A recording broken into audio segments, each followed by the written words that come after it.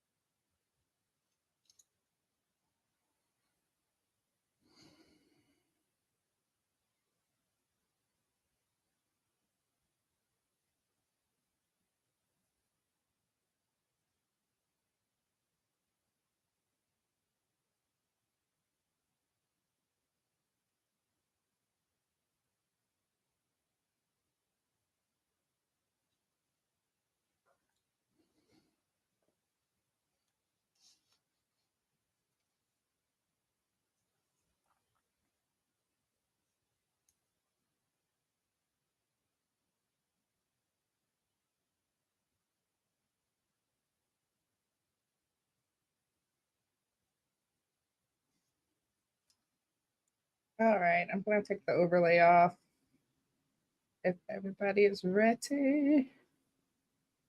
And then Beck, you can kick it off at 6:05.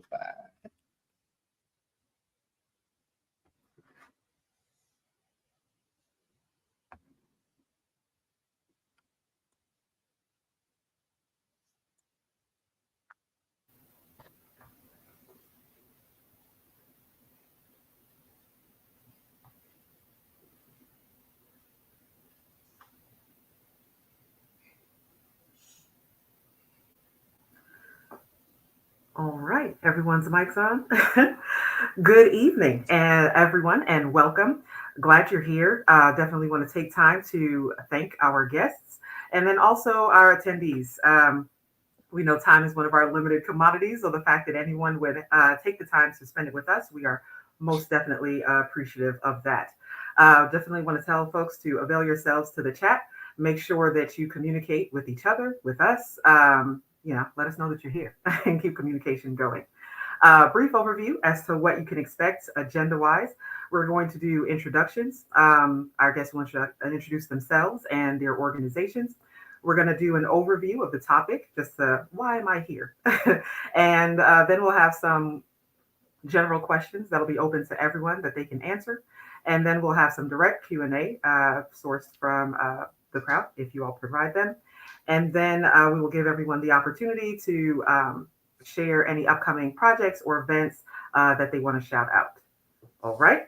So now that the tone has been sufficiently set, we can start with introductions, and I'll kick it off. My name is Rebecca Skeet. I have the distinct honor and pleasure of being the COO for BlackGirlsHack, and I will be your moderator for this event. So with that, I will kick it to Ms. Tanisha Martin. Hello, my name is Tanisha Martin. I am the executive director and founder of BlackGirlsHack. I'm super excited to be here. All right, Monique. Hi, my name is Monique Head, and I am the founder and operating officer for Cybertorial.org.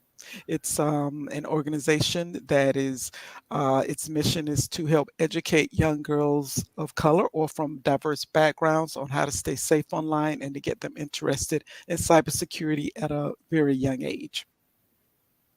Fantastic. Charles? Good evening, everyone. My name is Charles Britt. I'm the co-founder and CEO of Startfield. We're based here in the Washington, D.C. area, but we're sort of a startup, small nonprofit startup, and we're focused on exposing underrepresented communities to the field of cybersecurity. And we're specifically focused on the K-12 and early career space. Fantastic. And the Mary Galloway? Great to be here, Mary Galloway. I run the Women's Society of Cyberjutsu, aka Cyberjutsu. We focus on technical hands-on training for women and girls to get them into cybersecurity and to advance and stay in the field. And I'm excited to be here with all of you rock stars because I look up to you guys. That makes me happy. So for overview of the topic, Tanisha, did you want to review there what spurred the idea for and why we're gathered here today? Absolutely. So I think within the last couple of months, the Giving Gap, which is, I believe itself a nonprofit, came out with a report which reflected their surveys that they did across nonprofits, I think over the last year. And if I'm not mistaken, I think that they had something like over, it looks like 1,222 Black nonprofits that reported. And when I saw it, it was kind of eye-opening for me because I realized that, this was basically, my struggle as a nonprofit founder and, executive director, basically on paper and report form, which was pretty dope. And one of the things that they said was that for Black nonprofit founders, despite their unwavering commitment to addressing our country's greatest social challenges, Black leaders and their organizations are forced to navigate a funding ecosystem that unfairly advantages their white counterparts and restricts their own capacity for growth.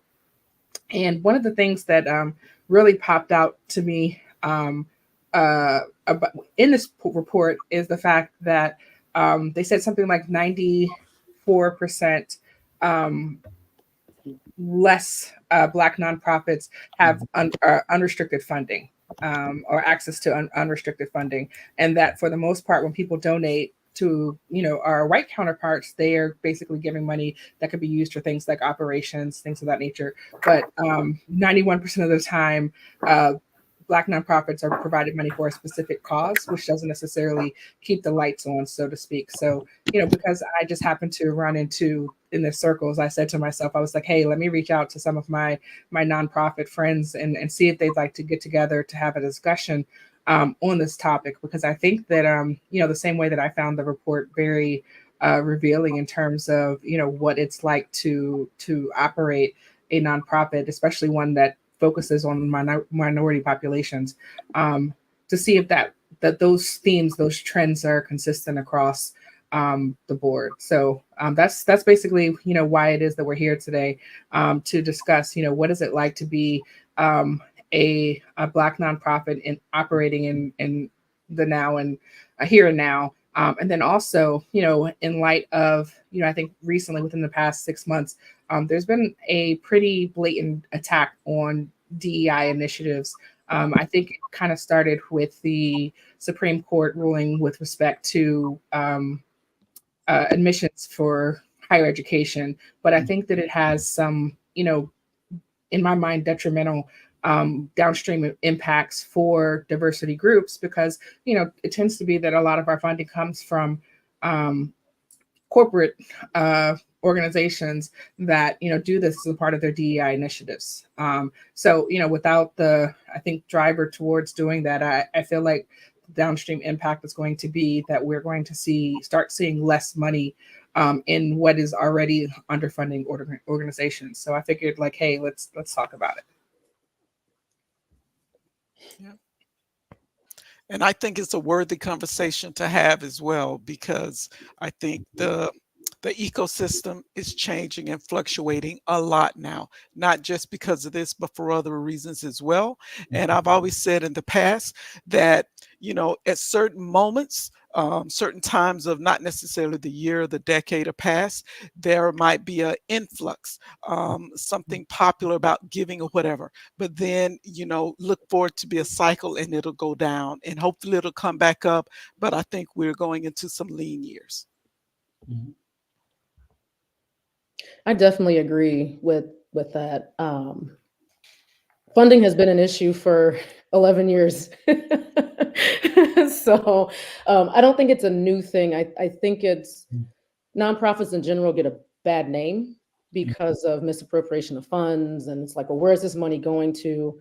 But it's definitely to a disadvantage to Black run nonprofits for Black and Brown people, because you don't always know what you need, right? You need this amount, and being able to have that unrestricted funding helps you meet the needs that you need to meet, even if you don't know them already. You meet the demands. And so I don't think we've ever gotten anything unrestricted. All of our funding, from grants to corporate sponsors, has always been specifically for a program or something. We couldn't use it for capacity building. And I think that's really important that people understand that a lot of us do this for free and it's a full-time job. Managing volunteers, we need the help. We need organizations to say, hey, we want to help you grow your business and get better at it. No, I 100% agree with everything that everyone said so far. When I contemplated the idea of partnering with my colleague, I'm a co-founder with Thomas DeBoss, who helped to start Startfield. The first question we debated was, should we be a nonprofit or for-profit? Because the first thing we thought about was the struggle that nonprofits have to raise money, even if it's a good cause and it's a worthy cause. The struggle you have chasing money consistently, trying to, just like you said, keep the lights on, was something that we both really weren't wanting to be vested in. And so we decided to go the nonprofit route because it does open up opportunities for things like corporate sponsorship, grants, and things like that. But I have to admit, just like Maria and Tanisha and Monique are saying, I, as the CEO, one of the things that I don't like about my role is the constant need that I'm having to chase funding and can't focus on the capacity building and things that we need to expand the programs that we have that are really successful. But I can't do that without the capacity that's needed to get more personnel, more staff, more resources, that if we were a startup company seeking venture capital and had the same type of results that we're having as a nonprofit, it would be much easier for us to get someone to invest in the vision and what we're doing in our nonprofit. So that's interesting there. You already cited the difficulties in weighing the options between the two. You chose nonprofit. Are there any specific strategies that you had to put into play in order to address those challenges? What's been your plan of attack there? So I'll follow up if you don't, just since I started that conversation there. For us, it's been a balance of not just grants, but seeking that unrestricted funding that Marie talked about. It's like, grants are great. You spend a lot of time applying for them. And sometimes the amount of paperwork that it takes to keep up with it and to report on what's being done isn't even worth the effort of actually going after the funding.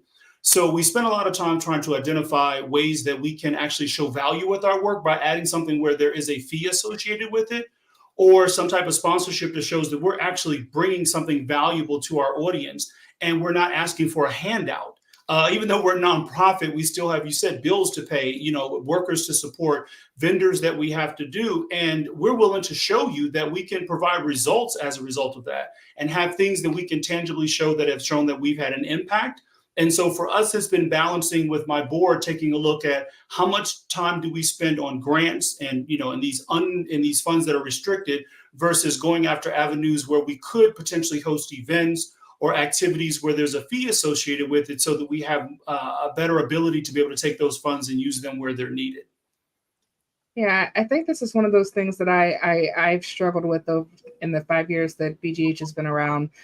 Because, one of the driving motivators for me was to reduce the financial barriers to entry for people who are trying to get into cybersecurity. What I didn't want to happen is for, people who are saying, hey, I'm thinking about getting into cybersecurity, but this, XYZ certification costs, $500, and this certification costs, $1,500. And, I'm saying, like, when you add up the training pieces, when you add up all of the financial costs of all of those things, it kind of comes down to, hey, I can eat or I could do this thing, and maybe I can't afford to be in cybersecurity, right? Mm-hmm. And that's one of the things that I didn't want to do. So I came into this space kind of altruistically saying, like, hey, I want to help people.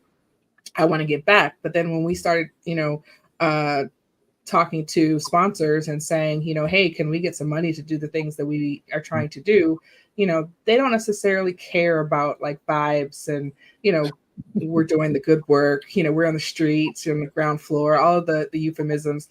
What they wanted to see like Charles was saying, is they want to see the actual impact.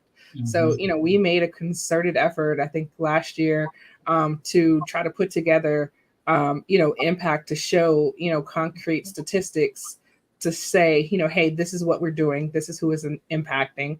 And this is, how it's helping. Right. And in theory, you get the impact numbers, you do the work, I'm saying, you have amazing outcomes. That should mean that the funders are like knocking down your door, like, hey, I want to give you more money, or I want to, and that's not been the case. And I think part of that may be the economic climate that we're in. And I think also the attack on DEI. I feel like a lot of companies may have been inclined to donate money for nonprofits and the DEI initiatives because they had DEI initiatives themselves, right? So it was helping them kind of like two birds with one stone. But I think that since there's been kind of like, hey, we're not doing DEI anymore, the organizations who are basically on the ground floor, we're still here. We're still doing it. I'm saying? We're still trying to promote diversity in cybersecurity. And, I think that it's not as we expected, honestly, because you expect that if you're doing the good job, you're doing the good work, you have positive outcomes, that at that point, the money should just fall out of the sky almost. I don't know. But I've checked and there's nothing. There's nothing today. There's some parallels there with folks that I've seen who are looking for work of, hey, I've dotted my I's, I've crossed my T's, I've done the work, so things should work. This is the investment, so this should be my return. So I think one of the things, Charles, you said, and Tanisha, you kind of followed up on, is showing your proof of value. Mm-hmm. How do you all manage? And maybe it's just a thing that I think or see, and so you can also let me know if you think that's incorrect, but where you've done the work of compiling all your data, showing the impact and everything else, and you're still not met with the result that you're expecting, whether it's in dollars, whether it's in support, then insert Tyrese meme of like, what more do you want from me? How do you navigate that and continue on with your day-to-day and not let that be a discouraging factor? That's a tough one. Lots of wine. I thought I started to hold up my glass, but I didn't want to. I don't know what age group is on there. We need to have a talk after this. It's a struggle. It really is a struggle because you know that you're making an impact, as Tanisha said, and then when you turn around and then show the numbers, what you start questioning is not your work, but questioning the industry's interest in really diversifying the industry. Because I'm giving you what you're asking for. I've taken your money, I've flipped it, I've returned it, I've given you tenfold what you've asked for. I've produced individuals who are qualified to fill jobs, but still can't get the jobs. Or I'm not getting additional funding to expand what I'm doing. You like what I'm doing. I'm asking you for more funding to expand it, but you're keeping me at a certain threshold. So you really start to question like that commitment of, are the individuals, companies, or individuals we're getting funding from really supporting what we're doing? Or is it just performative because it is a DEI issue? And that's, for me, where we've kind of drawn the line with who we partner with, asking real questions up front before you even write your check. Are you really committed to this work? And do you see this as being a long-term relationship and not some photo op with the kids that we often get that doesn't yield the results that we need as an organization? Yeah, and exactly. And I've seen that and I'm in the Silicon Valley area, but you have companies that it's all what I call sometimes eye candy. It's being able to jump on board with that particular initiative that's very popular that might get a particular company in the news or whatever, but is it that they really care and they really want to support that initiative beyond the optics of what it kind of brings to them? And then that's when it comes into play. And it's not even the fact of when you show the impact. A lot of times wanting to make a difference is being able to support something when you know they're going in the right direction and they're headed toward the impact. It's the journey to get to the impact, not the fact that you have done it and you can do it over and over again. So that even has, a bigger flag when you can show that, but you don't see that, I would say, growth and success that one should. So, and back on what you're talking about is the fact that I think, I wouldn't say the industry, we're talking nonprofits. There is a traditional route that nonprofits take. And this has been in place for years, I would say maybe a century or more. And so we're trying to click in and to fit into something where we're a little bit different, more diverse, more innovative in how we do it, and may not fit exactly, but it needs to be able to mold and meld to what we're trying to do and the industry we're in when it doesn't always do that. So that's just another challenge. And with that, I would say that I try to find different ways of being significant and different ways of getting that impact, whether it be, say, for example, going out for grants, but then say, for example, because Cybertorial, we're about educating young girls, but we're doing it through animations and entertainment, edutainment. I looked at some of the traditional stories that are on, or shows that are on PBS. Some of them get about between 2 and 10 million a year. And that show has been on for 6 or 7 years, and they're just kind of giving the same stories. And it's time for something new and something different. Are they willing to do that, or do they want to just go with what was because that's what they're used to? So I think that's what we fight sometimes, the traditional establishment. The status quo, basically. Exactly. Right. Got to be adaptable. So let's say we have, if everyone's on board, they're like, hey, you know what? This is so convincing. I want to give you all of the money. How can funders better support our nonprofits? And how can we enhance the sustainability, or how can the funders help enhance that sustainability and adapt to new funding landscapes? I like this because I have an example. One thing, as we've been going through this whole trying to figure out, okay, what does this look like in the next year, 3 years, 5 years? I was talking to a company and they have their own little foundation, this thing, but the company itself is actually putting together a program to work with nonprofits to help them with capacity building and to walk alongside with them to figure out, okay, what do you need to do for these kinds of things? What money do you need? What funding do you need? What people do you need? I think that in and of itself is fantastic, right? Because when I came into this, I was not a nonprofit leader. I was in a sorority. I was on the board of that. I did like community stuff, but I didn't have any kind of clue or anything about how to run a nonprofit. We were technical women that came together to say, hey, let's put this together and let's do this. And have had to learn over the years. So I think one of the biggest things that any of these corporations, whether they're in tech or in any of the other 16 critical infrastructures, is if you really want to make an impact, go in the nonprofit and help them with building that capacity, with building that sustainability. Yeah, I think that I know I personally didn't do this on purpose. It was very much so an accident because like I literally started BGH as a Instagram page where I was like, hey, I'm going to learn how to hack and I'm just going to show other people. And then somebody was like, hey, you could be getting people to donate, to help, do what you're doing to help, expand it so that you can help other people learn to hack. And, it was never my intention to, be like, hey, I'm going to start a nonprofit.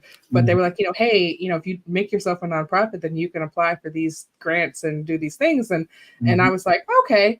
And it's literally been like, I think the equivalent of like my hacking journey, where I'm just like basically going to try and fool around until I can make it. I'm saying I'm going to try to, learn as I go. And I've been blessed to have some amazing people, join me along the way. And I can tell you when I first started and we got our first volunteers, I was like, wait, you want to like help me to not get paid to help other people to do stuff? Like you're going to do this. You understand you're not getting paid to do these things, right? But a lot of people have amazing like spirits of like service where they're like, hey, I want to try to help. I want to try to give back. And I think that, when we're talking about the companies and what they could possibly do to help, they need to think outside of the box. I'm saying? A lot of times they'll be like, hey, we don't have any money, there's nothing we can do. You know what I'm saying? But, that's not true. You've got a workforce of, say 10,000 people, some of which may be willing to give an hour out of their, month or their year or whatever to, help do a training of some sort. Right. Now, imagine if all 10,000 of those people, that's 10,000 hours worth of content that can help to, grow the word about the nonprofit and to help it to get greater visibility. Because I always tell people, I was like, you may not have money and you may not have time, but you may be connected to somebody who does, right? So even something as simple as liking and sharing the post are something that people can do, which doesn't cost any money. I'm saying? It takes literally 2 seconds out of your life. And I think that really, I think Charles mentioned this earlier, a lot of the companies I am not above taking performative money. I'm really not. But at the same time, I used to always say, hey, if they want to see my face on something and they're giving us a check, then I'm okay with it. I'll be the token, Black woman on the panel or the whatever, because it's going to help, the organization, right? Some people don't feel that way. There are folks who are like, hey, I don't want to be in that position. But the reality is that, it is much harder. And I think this report, shows that in concrete numbers, it is much harder for Black nonprofits than it is for other nonprofits for things just as simple as trust.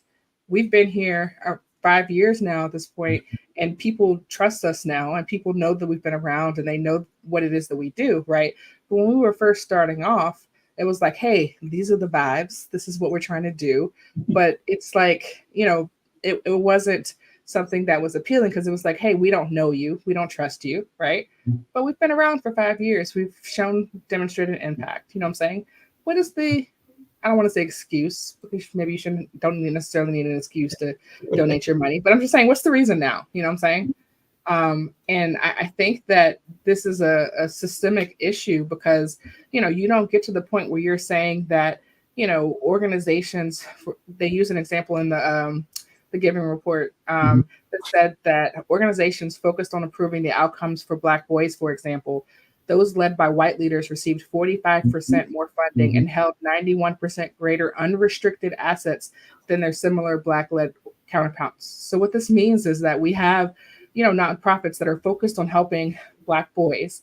The ones that are led by, white people are able to get more money and unrestricted money for the same purpose, right? So, that to me says that a lot of the bias that we're seeing in, the job market, and a lot of the bias we're seeing, I think, in the country as a whole right now, is kind of seeping into nonprofit work as well, because by default, non-Black organizations tend to have more trust, and you see that, and based on the numbers that are in the report, and the it's not even close. What I'm saying? We're not talking about 1 or 2%. In some cases, we're talking about 50% difference, between people who are dealing in the same communities doing the same type of work. Yeah. And I would say, you said it's seeping in. I would I think you froze, Monique. Uh-oh. She's about to say something good. I know it. Right? I know it. challenge that to say that I Oh, there think it she was a goes. false start. If you think, oh, am I back? Yes. Sorry about Yes, that. you're And back. I have fiber optics too. But I was saying that I was challenging what you were saying, because when you said it's seeping into, I think it was kind of there from the start as a part of the construct, in that just during the era when nonprofit starts, how many people of diverse backgrounds were even at a point where they could do something in the nonprofit area, because I'm going to gather that most of us were, or our ancestors were trying to make a living, because it was harder for us to do that. And so it was just kind of built in that way. And I think everything comes down to, it comes down to a personal, I meet you, I look at you, and I see myself. Therefore, I trust you because you remind me of me. And we just have to really stay the course so we can see more people like us, and it can become more of a norm. But I still think that's an issue kind of across the board. Yeah. I don't know if you agree. To that end, I know Tanisha, you mentioned some biases. Do you think, and this is open to any of you, that it's been exacerbated by the current political and social climate? I know sometimes that can be both a boon and a blocker. In 2020, when everyone was trying to, we mentioned performative actions or whatever else, it was just like, hey, this is the end. We're going to do what we can, and we're going to partner with these orgs. And then when that pendulum swings, sometimes the interest does as well. Have you seen any of those biases or funding obstacles intensified by the current climate? I haven't yet. However, that doesn't mean it's not happening. We did have a reduction in funds come in last year because the companies that were continuously funding us, they reduced the amount of money they were giving to DEI programs in general. It wasn't significant to the point of like 50%, but I feel like that's going to impact us at some point this year. Yeah, I definitely feel that way, especially with, even with grants. I feel like that's going to be something of concern, that are we actually going to continue to get these grants for these DEI projects or these kinds of things if these programs are under attack? Yeah. And I haven't, as Murray mentioned, we haven't necessarily experienced it like head on, like someone contacting us saying, because of us pulling back on DEI efforts, we're, reducing our funding. But one thing I've noticed with a lot of the grants that we're applying for that's been troubling to me is we're fairly small. We've been around for about 4 years ourselves, and we're growing. And now there's this requirement that you already have a certain amount of income or revenue that your organization already has before you can even apply for funding.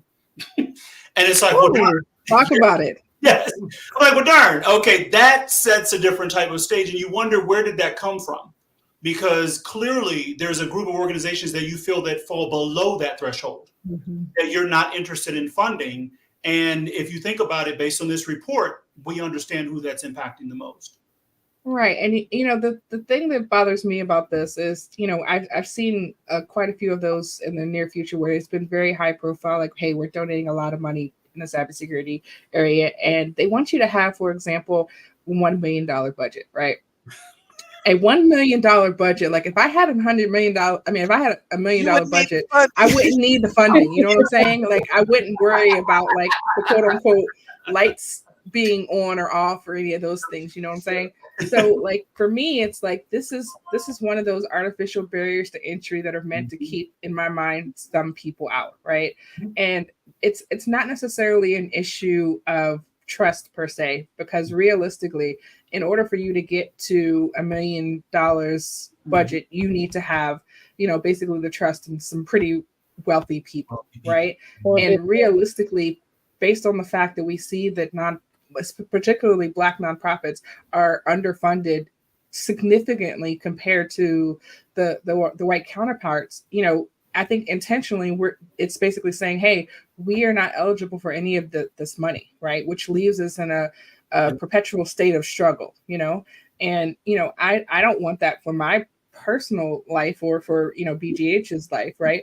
But what do we do with that? When we started, I was like, hey, I'm funding this myself, and I get that because no one knows me, no one knows what it is that we're trying to do. But at this point, we're 5 years in. Cyberjutsu is 10-15 years in at this point. You know what I'm saying? Like, it's not like we just popped up yesterday, and for me, that's problematic, because that is just like, when we're talking about the cybersecurity industry, when it's like, hey, you need a CISSP to come and get an entry-level job. Like, what?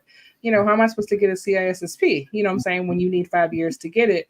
And, it's very much so frustrating, because, you're trying to do work that will benefit, a significant population.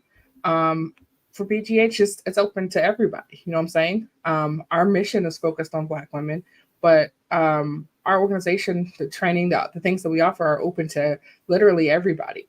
And it's super difficult to get funding for that, because of the fact that, I think that we are a Black-led nonprofit. Because I look at some other organizations, especially ones that have may have been founded by underrepresented minority, right? But the face of them is, like, for example, a white woman, and they're able to get a lot more money, I think, as a result of that. If you're like, hey, you just haven't put enough time in, I'd be like, okay, I'll put another 5 years in. But Mary's been here for 10 years, like, plus. So our very first $1 million year was during COVID, from a Virginia grant that we had to partner with 2 other companies on. Wow. We were the lead, and it wasn't even cash. It was half of it was cash, the other half was in kind. In kind. Yeah. We couldn't get it by ourselves. We had to use someone else to help us get it. It's importance of partnership as well. And so, as you mentioned earlier, or a few minutes ago, you can foresee a potential increased impact, even though you haven't seen it yet. So, part of laying the Legos on the table and identifying the potential issues is that we could prepare how best to withstand or respond. So, what, if any, are proactive things that can be done if you foresee this becoming a larger issue in the future? Honestly, I think if we want big dollars, like multi-million. So on my wall right here, I have a dry erase wall. I have $44 million, because that's what Girls Who Code brought in, I think, 2019 or 2020. They're Black run. The founder was a Middle Eastern lady or something like that in the Senate. And I said, oh, why can't we do that? You know what you can do with $44 million? What can you not do? We would have taken over the world now. And so I think for those kinds of things, we have to partner. Yeah. We have to figure out what each group offers and go in on a partnership on it. Right. We've tried to do that, with the CISA thing. I think that's going to be the only way, or at least the more surefire way, to get to funds faster. If we can show that, the 5 groups or however many groups it is, can pull in $10 million and do this massive program that each one has their piece and part in it, that's going to probably bring in the funds. It shouldn't have to be that way, right? Yeah. I think that's what's going to have to happen. One of the numbers that stuck in my head that the report pointed out was about the fact that there's a funding gap that's currently estimated to be at $20 million. And they referenced a 2017 report that said that less than 2% of all funding from the nation's largest foundations is specifically targeted to the Black community, right? So, what that means is that, we've got 4 different organizations here. We're all fighting's not a great word, but we're all competing for the same, bucket of money. And realistically, that money is, only 98% of that we're probably not even ever even a contender for. You know what I'm saying? Because realistically, the 2% that is for Black populations, you still within that 2% have organizations that are for underrepresented communities that are run by Black founders. But then you also have the ones that are for underrepresented communities that are not run by Black founders.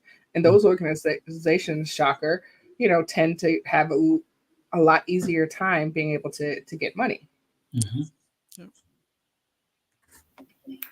So I heard it said once that one person's problem is another person's solution. Someone looks at dirty clothes and they complain there's dirty clothes, and the person who invented the washing machine was like, "Hey, I can make some money here."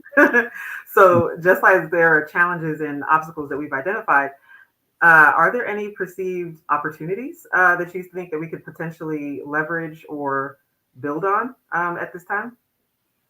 I think what I've been talking to our board about and some of the individuals that are volunteering with our organization is a bigger picture that is impacted by organizations like Cyberjutsu, Cybertorial, BlackGirlsHack, where we start thinking about the work that we're outputting and the people that we're building as far as a profession, that we start thinking entrepreneurism.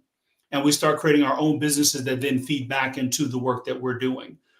Because our talent is needed, our skills are needed, we have it. There's needs in our community. There's, across the nation, around the world, where we could actually be building enterprises that then support the work that we're doing, so that we're not always asking for a handout. And that's something that we've been brainstorming. Similarly, thinking like when you have individuals in your network that have certain skill sets or have certain abilities, bringing them together to create an enterprise that will bring in for-profit money that could then support the nonprofit or altruism work that you want to do as an individual and for the organization that you're running. Mary mentioned earlier partnering, and we have, I think, over the course of the years, like I've had various conversations with other founders, like, hey, how can we partner together to maybe get more money? How can we partner, together to get a greater impact?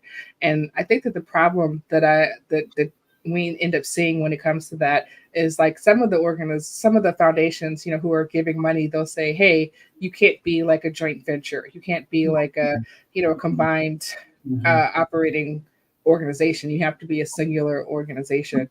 And I think that the opportunity is out there for us to, I think, partner in ways for other, maybe not those foundations, but for other foundations, for us to partner to be able to do things. When I started BlackGirlsHack, I reached out to everybody that was in the space, like, hey, can we partner? What can we do together? Because I truly believe that, we can be stronger together. I think that the problem is that, a lot of people run their organizations in a lot of different ways. And then I think the other thing is that, everybody's motives are not necessarily pure. Let's say that.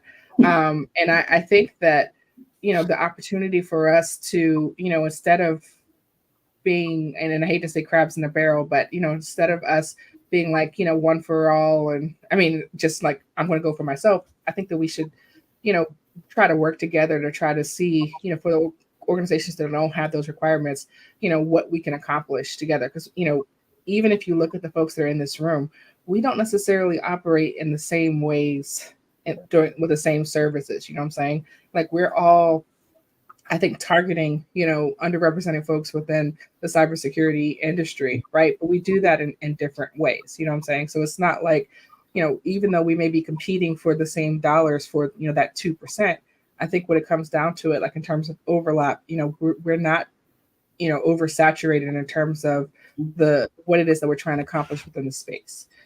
So, putting together programs where it's like, hey, maybe there's a space where you have the animation, or you have the space where you have the K through 12, or you have the space where, you're focusing on, giving skills to women. There's no reason why we can't work together for that. But I mean, I feel like where are the, where are the VCs, where are the people who are investing in the space and I probably shouldn't say VCs because we've seen some pretty high profile, like, crash and burns when VCs get involved. But I'm just saying, like, where are the people who are within the Black community that are, or within, the female community that are, have money that are donating and are, contributing back into the space. And, maybe that should be the push in terms of, hey, finding out who we're the 98% for. We're clearly not the 98% for those larger foundations, but I'm sure that there's somebody out there that we are that. In regards to that collaboration, some people are moved by paranoia, whereas some people are moved by promise. When you're making the pitch, paranoia versus promise, I could write a book about that. When you're making the pitch in either to other folks in the space or externally to partners that would be funding partners or what have you, is there a balance between the two of those that you strike? Is it just fear, cyber, this is how the world ends, we need to work together? Or is it, hey, the future is bright and this is what we can do together? Or do you have to kind of find a balance in between? What have you seen that has yielded the most success with getting people to partner to support the mission? They like statistics. They like statistics. They don't really care that everybody knows there's a 3.5 million job gap, whatever, right? It's all over the news. It's plastered everywhere. They just want to see statistics. What can you do with the money I'm going to give you? What have you done already? What's the ROI? Like, if you say I'm going to help 100 people and you help 2, probably not going to get funding again for the next reason why you only help 2 out of 100. But, I think it's going to take some creative, I don't want to say accounting, but creative problem solving. Because realistically, companies, I'm sure they pay taxes. And I think that when they donate to nonprofits, they don't necessarily have to pay as much taxes. And they also have a hiring shortage and a skills gap, right? So, imagine if they're working with nonprofits that are training people, and realistically, the nonprofits are paying for, the certifications through partnerships or through whatever, what I'm saying? So they're getting skilled members of their workforce. Yes. And they also get the tax write-off, what I'm saying? Think about it strategically like that, as opposed to, well, we don't have to do DEI anymore because that was yesterday's thing, right? And I think that if we think hard enough, there's other opportunities like that where we can put together some public and private partnerships to help provide the training so that we're able to do the work that we're able to do. Because realistically, I had a gentleman who was also a nonprofit founder who told me maybe a couple months ago, he was like, you're running it as a charity when you should be running it as a business. And realistically, that was eye-opening for me, at least, because I am trying to do the good work and try to help people, right? But that's not going to get me any money. What I'm saying? That's going to end up leaving me like poor. Yeah, and that's where that entrepreneurship piece that I was kind of talking to you about, where a lot of these companies, there's been conversation, as you know, nationally about apprenticeships. And so we've been thinking about, well, if these companies are struggling to pull together apprenticeships, why can't they leverage partnerships with nonprofits like Cyberjutsu and Black Girls, who are already training people who have the certifications, who could then develop an apprenticeship for your company, where that burden is not on you? That's the feedback that I got from our, apprenticeship office for the Commonwealth of Virginia. She was like, there's money out there to pay these people to work. The companies don't even have to pay them. We will pay them to have the apprenticeships. And my question was, then what is the problem? Why are companies not jumping on apprenticeships? And she says they don't want to manage them. I'm like, well, that's an easy fix. Give me the money and I'll manage, I'll recruit, I'll train, I'll place the individuals, give them the training that they need to work in your space. And I agree with what, this kind of was dovetailing what Tanisha was saying, that they need to get a little bit more creative and think about how they can partner with us as well to add value to their bottom line, because at the end of the day, that's what they're most concerned about, as she mentioned. Sure. I want to point out that you mentioned, Tanisha, that the companies bring up the tax exempt thing for, when you're talking to these companies. I've run into companies that my community outreach budget is done. We're only donating to for-profits at this point. So they've already chosen a nonprofit of choice that they've probably been using for multiple years, and they don't give any more money for nonprofits. So that's something to be, for anybody listening that's a nonprofit, that's something to be on your mind, is that they may say to you, hey, we can't do it this way. And you probably just have to go around and find different avenues and through different ways at that point. But something to think about. It is. I see a lot of different, opportunities. Like I started off using Humble Bundles real heavy. And, they usually have like, hey, you can do, a charity, and part of the money goes to the charity, part of the money goes to Humble Bundles, part of it goes to something else, right? And, I was like, hey, how do we get in here? And, when I first started off, that was one of the things that I investigated. And I can't remember what the hurdle was that was preventing it from happening, but there was a hurdle. And, but those things, like, just imagine we just registered with Walmart has I think it's called Spark Good for Change or something like that. And like when you make purchases, you can round up and, take that roundup money and donate it to a nonprofit. So literally every time I'm on Walmart, app, I'm sitting here like, yep, let BGH Foundation get that 42 cents. Let's do this. Because, realistically, I mean, it's small, but I'm saying that's still money that's coming in. You know what I'm saying? That's still revenue that's being generated. And, do all of these companies already have their chosen one? I mean, I don't know. And does it align with what it is that they're doing? Because like I know that, with when you're saying that there's 3.5 million jobs out there that are open, and I think there was something like maybe 450 of those thousand of those are in the United States itself, right? How many of those are something related to cybersecurity? You know what I'm saying? Right. And it's like, I've literally know hundreds, if not thousands, of women, and humans that are looking for jobs or, open to the options of jobs. And it's like, oh, well, we can't find anyone. Well, what are you looking for? Because I can find someone if you want to. Or where. Because, honestly, I've heard a lot of folks say recently, like, they'll be like, hey, this platform, which is known for jobs, has a very like high scam rate. Like, a lot of these jobs are they real? Or they'll be like, oh, this site has a lot of fake stuff. And, it's gotten to the point now where people are like, I can't even go and apply for a job because, it's the chance that this is a fake person that's trying to do X, Y, Z. You know what I'm saying? And then there's like, hey, hi, we've got folks that you can hire for here. Real. To that end, you kind of discussed what you all, as from founders, what your experience has been like. Also with trying to engage with partners and funders and what that's been like. Have you seen increase, decrease, or, kind of status quo for general community involvement? Has there been a greater need for the services provided for the, I guess, trend of how things are going? Or what have you seen there, if anything? Yeah, there's definitely going to be a need. There's millions of jobs open. So they need skilled people, they say. So there's definitely going to continue to be a need. It's going to increase with AI. It's significantly going to increase, right? So there's always going to be a need. And I'm noticing a lot. I'm just going to put it out there.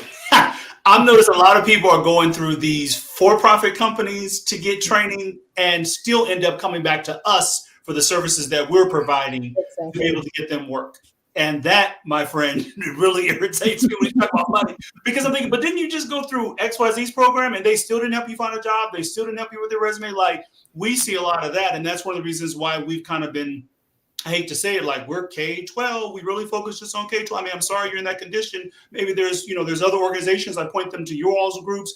But that says something, that if these people can get money, I'm talking millions of dollars, double-digit thousands for every student that comes to their program, and they're not producing, but they're still being invested in. What does that say for what's being done to help support the nonprofits that they're coming to, and they do get the help that they need? So this is the problem that I'm seeing. Someone was talking about this the other day on, I think it was like X, Twitter or whatever it's called today. They were saying that, people don't trust things that are free. You know what I'm saying? You get what you pay for, for example, right? So when we were giving away, and we have programs that are like 18 months long, where basically you go from 0 to, hero, where hero is like maybe OSCP or, whatever the blue team equivalent is of that, right? And so they'll get like maybe 6 or 7 certifications and not have to pay any money for them, right? And we have people who are literally going out and paying like $5,000-$6,000 to take one of the certification, or paying $1,000 for training for one of the certifications, and we're providing the training for free, right? And what we're seeing is that when we have like these cohorts, they'll start off and people will be like, oh, super gung ho, and I'm excited, I'm going to do it, right? They've got no skin in the game. And what happens is that, we have one of our programs last year, I think it was something like 75% of the people like ended up not completing it. Right. And they had no, I'm saying, there was nothing like, hey, if you don't complete this, then, you can't apply for any other scholarship programs. And they're just like, oh, okay, I guess I've just now can't do anything else in this organization. I'll move on to whatever the next one is, you know what I'm saying? And I promise you, like, we're like, hey, we're going to do the same program, but now we're going to do it where you have to pay a nominal fee. Like, I've got like a whole bunch of people who are signing up to do the things. And I'm like, I was sitting here struggling, trying to get people when we were offering the program for free. But then when I put a price to it, they're like, oh, well, this price compared to what everybody else is doing is cheaper. I'm going to go and try this out. And that shouldn't be the case, because number one, there are people who genuinely cannot afford it. And two, I think what we end up with is the people who are just looking for necessarily a bargain, as opposed to people who are generally, I think, not able to afford whatever their reskilling or upskilling dreams are, and for me, that it's annoying because, one, I shouldn't have to charge money for you to see value in what it is that we're doing. You know what I'm saying? And why would you pay? I've seen people who will pay for a cybersecurity boot camp, and like they pay as much as like $10,000-$14,000 for these, I'm saying, taking out loans or whatever else to make these things happen. And then they still can't pass the security plus, or they still can't, what I'm saying? They still are not able to do the things that are able to do. Right. And it just ruffles my feathers. And it's like, That's another conversation. what are you doing? Yeah. But you're right. That is a whole nother conversation. But I think that it's hard when you are trying to remain mission focused. And you're trying to add value to the community to help increase diversity. Which is not a lofty goal. Like, hey, we want to start to see more women. We want to start to see more people of color in especially technical things like penetration testing and hacking. I don't think that that's too much to ask. Yeah. And I think it's also that thing of, if you don't have any skin in the game, easy come, easy go. I'll tell you anecdote. I have a nephew. He's getting ready for college and he's great. He's a hacker. He's already been kicked off a couple of gaming platforms or whatever. And I'm trying to get him on the right road. I want you to enroll and be a member of this organization. He's all for it, but he don't want to spend any money. And I'm like, $20. If you can't invest in yourself, then you're not serious. And so it's to get people, I think, and also when you see a number, then they connotate that to quality of value. And it's not, they don't have that foresight to say, hey, this is a great thing. It's not about the cost of it. But as humans, that's what they see first. And you have to make sure that they are going to invest in themselves in doing whatever program it is. So yeah, that's a hurdle. I have 2 more questions, and then I want to open it up for you all to discuss projects and events and things of that nature. And Monique, I'll start with you.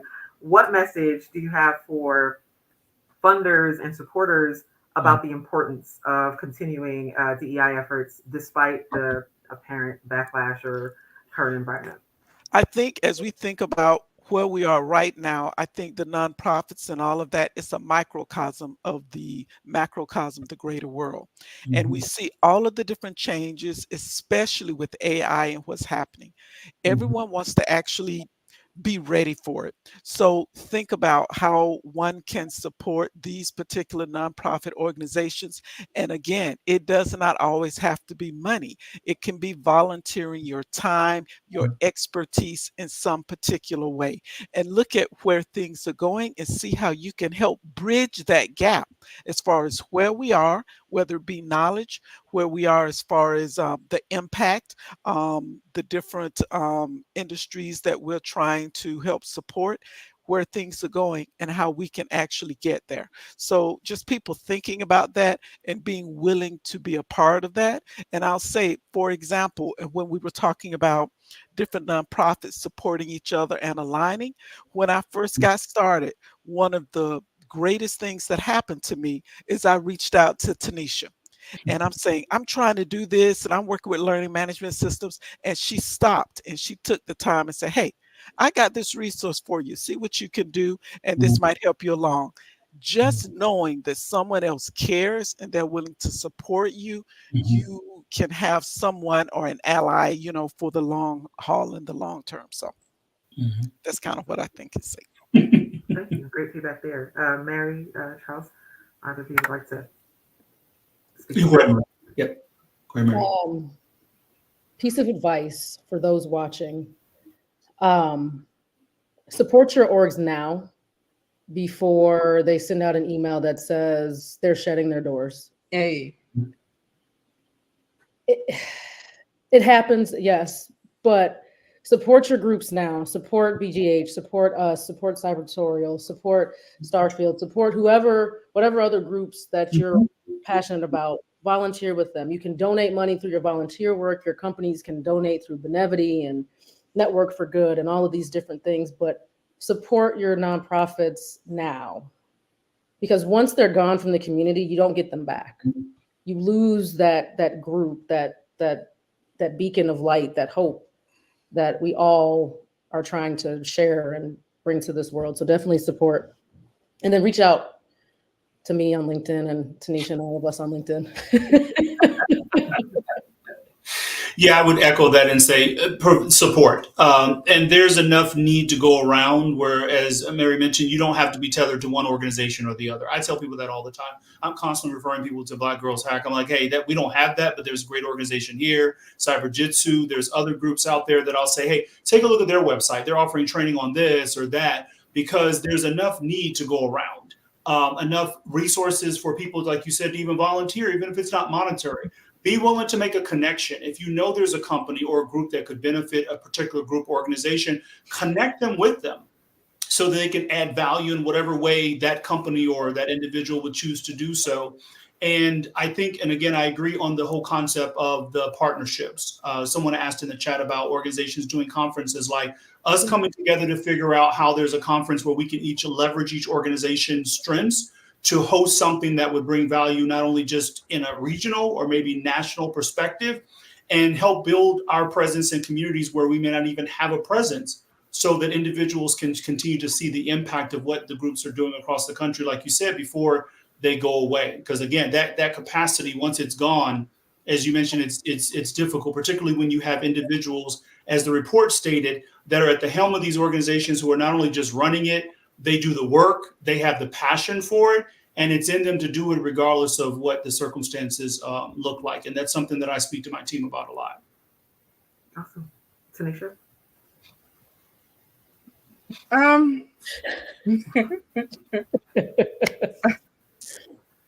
I'd say, to Charles's point, we are not gangs. Nonprofits are basically just different organizations that are all trying to accomplish a greater good.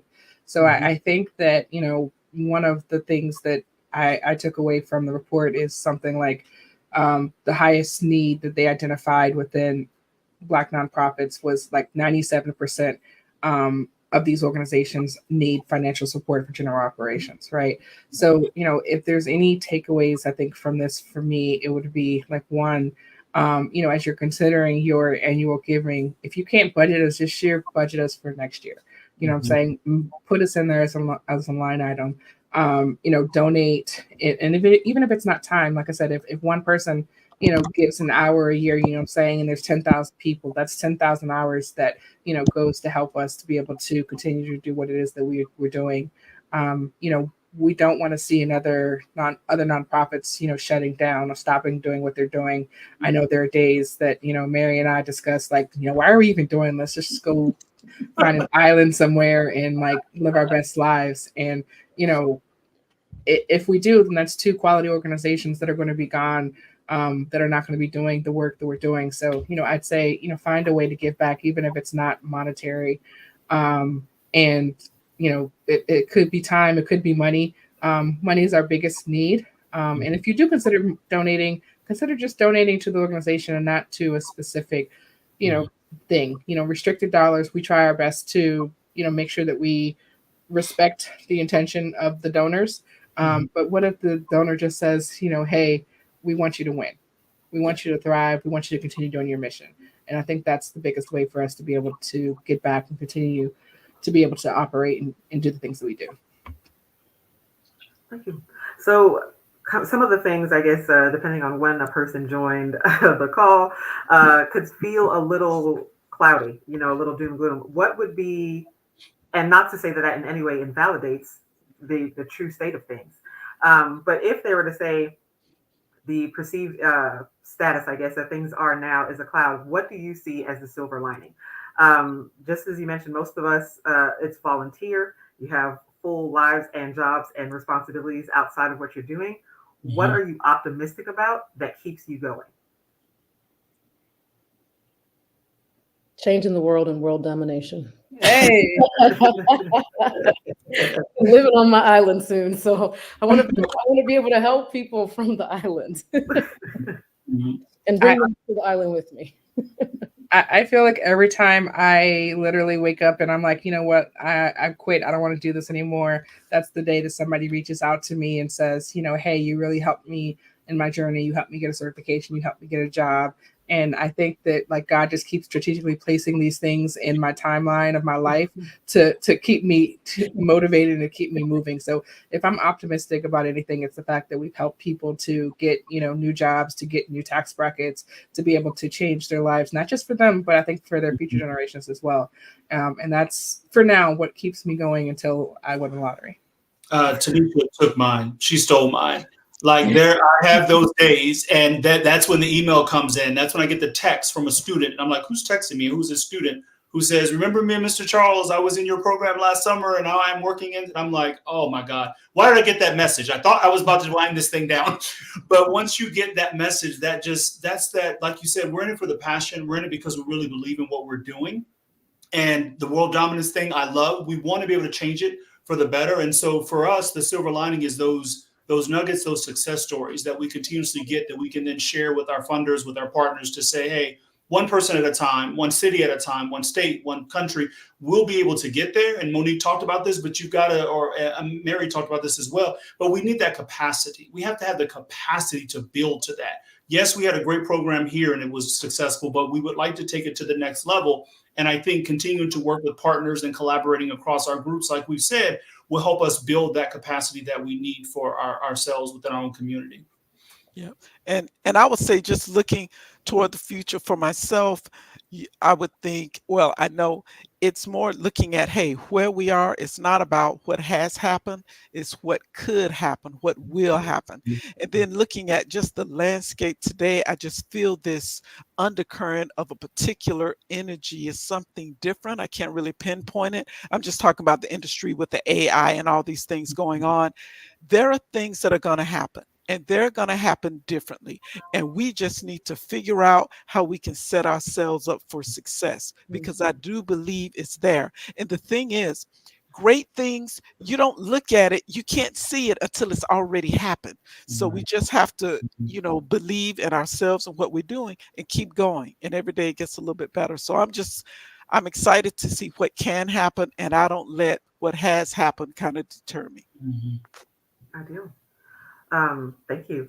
I also want to say now then to everyone, the Cybertorial, Startfield, Cyberjutsu, definitely BlackGirlsHack, we all have some different upcoming events and things that we would want the community in general to be aware of. So I'll kick it off with Charles. If you'd like to share a few things from your organization that you want to make sure that the audience is aware of to participate and support. Awesome. So we are working on building out a summer program for high school students that they can take over the summer. We've been offering our program in school, and Tanisha and I'm sure Mary and other groups understand the challenges of working with schools.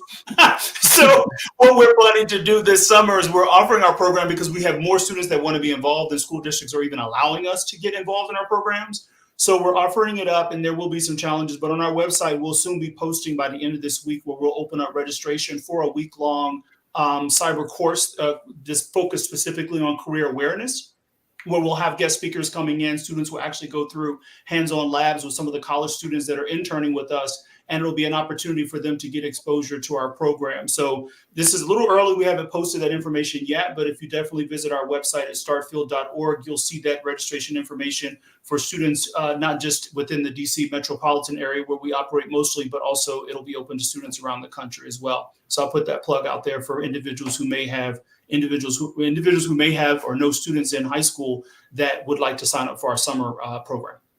Thanks. I appreciate that. Thank you. Monique? Oh, well, and then I was actually thinking about some things as we were talking. It's about aligning and supporting, fellow nonprofits. So it was more kind of less the business model, which I'm rethinking, where I wanted to support other nonprofits to be able to supply the courses that we're building, because that the built-in audience is Cyberjutsu. The built-in audience is Black Girl Codes, and we're feeding in from the K-12, whereas you guys have a more mature, platform and connection. So the idea was to be able to create this and supply it to you. On that note, we have a workshop that we'll be doing with I Thrive Her. That's another nonprofit, and we'll be doing a workshop on animation, and then we're going to throw in cybersecurity, AI, and how young girls can protect themselves online, because this particular workshop is a leadership workshop for young girls, I would say middle school age. So that's kind of coming up, but it's actually kind of a closed audience because the other nonprofit is handling that. But going forward after that, what people can look forward to seeing is we're going from just not animation, but maybe for a better quick start, some comic strips and things of that nature to kind of redefine and tell stories about cybersecurity and what people can do to stay safe. So that'll be what we're working on. Awesome. Full plate for everybody. Mary? Our big thing that's coming up is Cyberjutsu Day, June 21st and 22nd. It's at Nationals Baseball Stadium in DC. So the first day is a day of training. Second day is conferences. BGH will be there. I need to send y'all an email because I have not done that yet. But yeah, we need volunteers for that. I'm looking for interns as well to help with some more of the operational stuff with Cyberjutsu. And we're launching leadership training hopefully at the end of this year. So be on the lookout for that.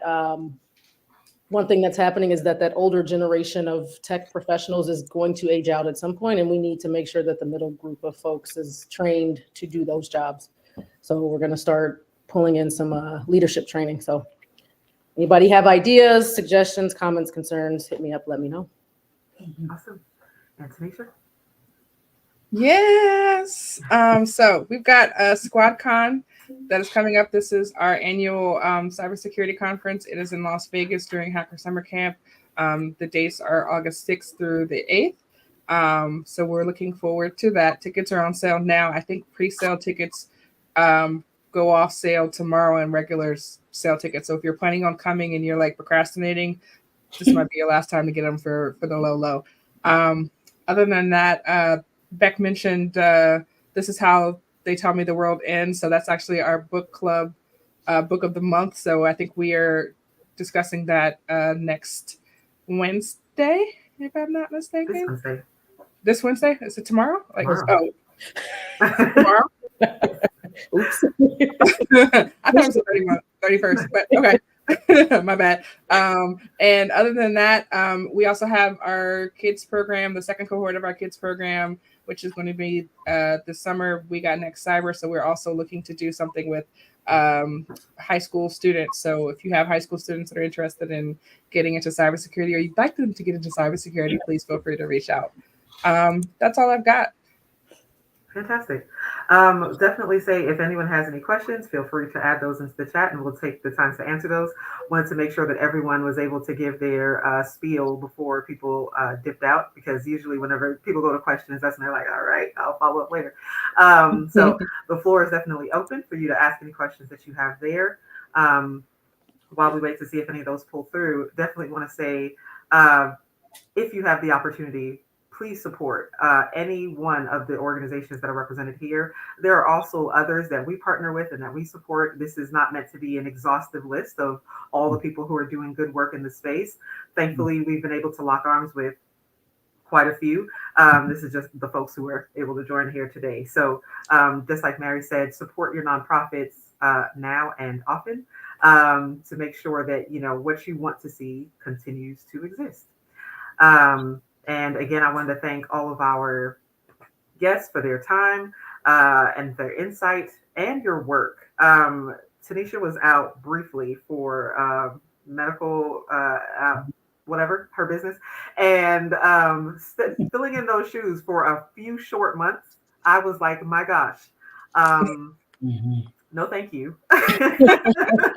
And so it made me more appreciative of all of you who, you know, have a mind to the work, but then also protective of you, because there are plenty of people who have a good thought or the heart to do something, but then don't actually meet it with the action. So thank you. Definitely want to make sure that I say that. Oh, and we have a question with that. Which orgs on the panel deal with technical mid-career professional placement? I assume that means like actually getting them a job. Yeah. We don't do placement, but we have folks you can talk to that can help getting you in touch with the right people at different companies that we partner with. So, I mean, I know BGH the same. You can reach out to all of us, I think, and we can probably help you with that. I just know we don't do placement specifically. Yeah, we don't do placements either. We do the training, and we'll make a connection. I'll give you an assist if I'm going to meet somebody on my LinkedIn. You know what I'm saying, and I can facilitate an introduction. Then, you know, let you shoot your shot. You know, but we don't do the placement at this point. If I had jobs to give people, trust me, I would just be giving them. She has a job.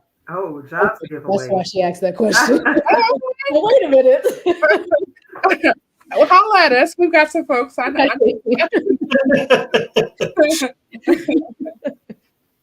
Awesome. And I love opportunities like that. Not BGH had a conference, and we do. It's called SquadCon. So the website is squadcon.me, and it is in August. Hot time in Vegas, so just be prepared. Hacker Summer Camp 101 that we're doing in coordination with InfoSec Sherpa and Women in Security and Privacy. That'll be the week before, or maybe it'll be the month before we go out to Vegas on, you know, basically how do you survive? Because that's a real life conversation that needs to be had. Yes. Yeah, one tall girl. You can just send it over to Tanisha and I, and we'll circulate and see if we have some folks that are qualified. Which I'm sure we do. I'm positive I do. I'm sure we do.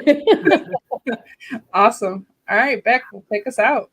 All right. Well, with that, thank you all again for your time and attention. And also, One Tall Girl 78, thank you for your participation. That's how we can move the needle. You know, organic conversations, getting in where you fit in, and all of us, each one reach one, and then everybody I was about to say then everyone gets touched. That goes in a different way. Anyway, thank you again for your time. Make sure you pay attention to respective organizations' websites, their event pages. They're constantly working on things and providing programming to make sure that we reach you. And feedback is always appreciated, so we can make sure that we're providing what is the folks that we seek to serve need. So again, we say thank you for your time, and everyone have a fantastic day. Thank you. Thank you. Thank you.